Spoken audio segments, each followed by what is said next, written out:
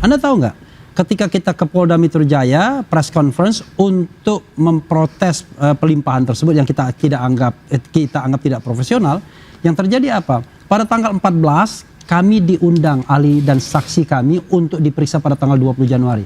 Anda bisa bayangkan, 1 hari baru berkas itu dilimpahkan, tiba-tiba tanggal 14 penyidik mengundang ahli dan saksi kami. Kan berarti tidak profesional. Pertanyaannya adalah, bagaimana kalau kemudian jaksa mengatakan berkasnya lengkap misalnya, ya kan, dalam 7 hari itu, apakah saksi dan ahli itu nggak ada gunanya lagi? Nah, ini menunjukkan bahwa, ya kan, dalam hati mereka sendiri udah tahu kalau ini nggak profesional. Coba saya tanya Pak Rianto, Pak, apakah proses itu sebenarnya boleh?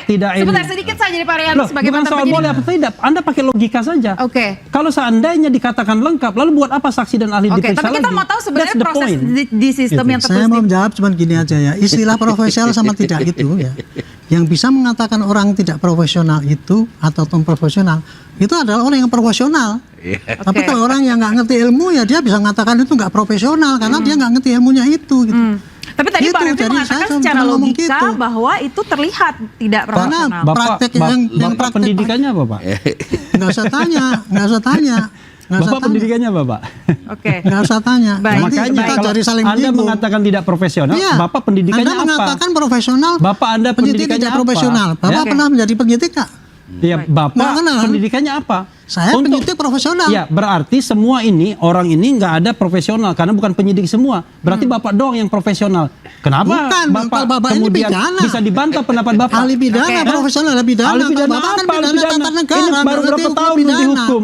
Bagaimana bisa Anda ditunjuk menjadi pembela itu? Saya nggak habis pikir itu. Saya nggak habis pikir bagaimana seorang penasihat ahli Kapolri menjadi penasihat Jokowi at the time. Oke.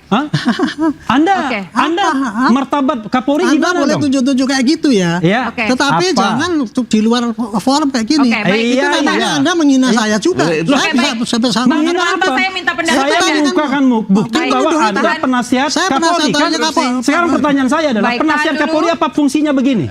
Fungsinya untuk membela Jokowi. Tahan dulu Bang, kita fungsi saya adalah menerangkan pada rakyat.